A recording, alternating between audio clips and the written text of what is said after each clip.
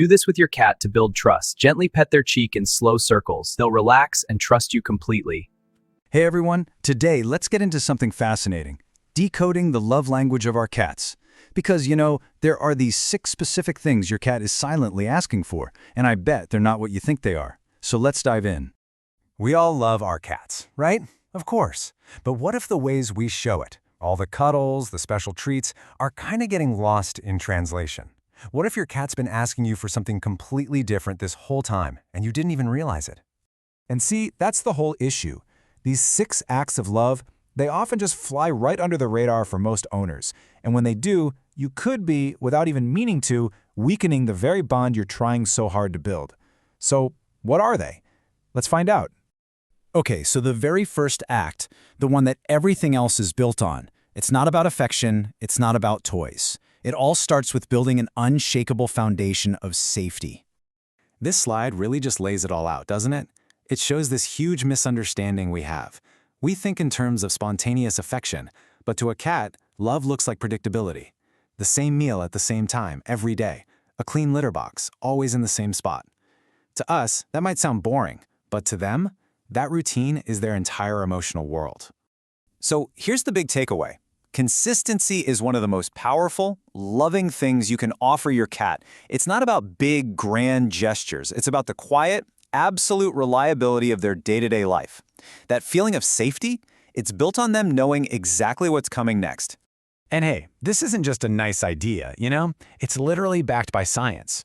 A 2019 study showed that when a cat's world is unpredictable, their stress levels just skyrocket. So that boring routine you set up, it's actually the single best stress reducer you can give them. Another huge act of love is simply your voice. Do you ever find yourself talking to your cat when no one's around? Well, there was this amazing study that found that cats totally recognize their owner's voice, but they only really respond when it's in that soft, higher-pitched tone we all naturally slip into with them. And this just perfectly illustrates the invisible effect you have.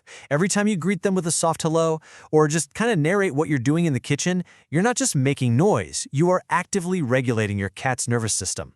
You're building this invisible layer of safety that no toy or treat could ever replace. Okay, so once they feel safe, what's next? Well, the next acts of love are all about honoring their instincts. We have to remember to respect that little wild hunter that still lives inside every single one of our house cats. Oh man, this is a moment every cat owner knows. You reach out for a pet, and they just turn and walk away. It feels a little like rejection, doesn't it? But what if it's not? What if, in that very moment, your cat is asking you a really important question? Do you respect me enough to just let me go? And your answer to that question means everything. Cats have this deep, primal need for autonomy.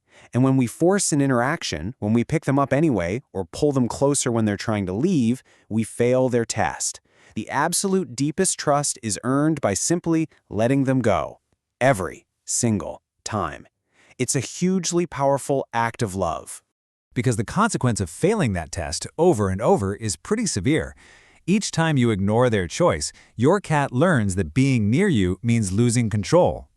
And a cat that feels like it's lost control will eventually just stop choosing to be near you at all.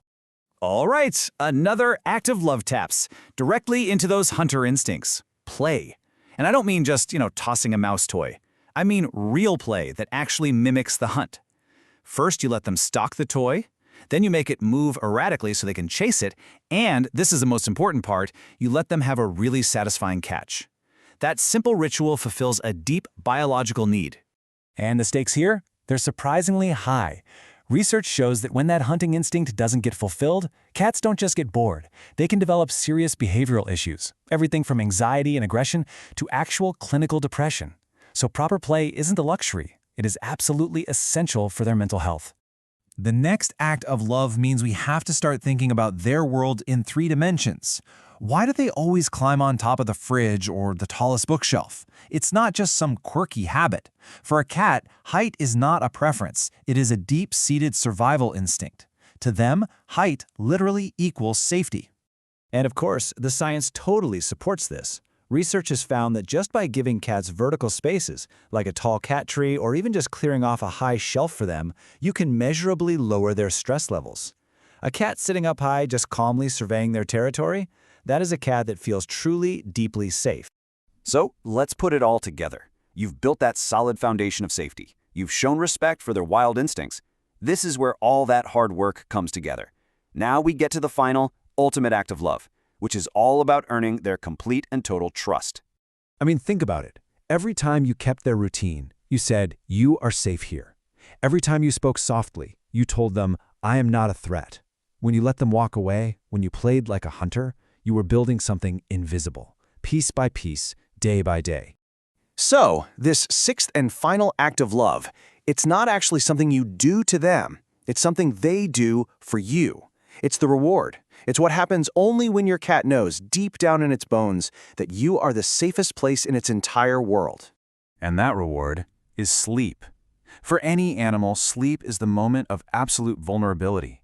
They have zero defenses, zero awareness. A cat will only choose to fall asleep on you or even near you when it trusts you completely.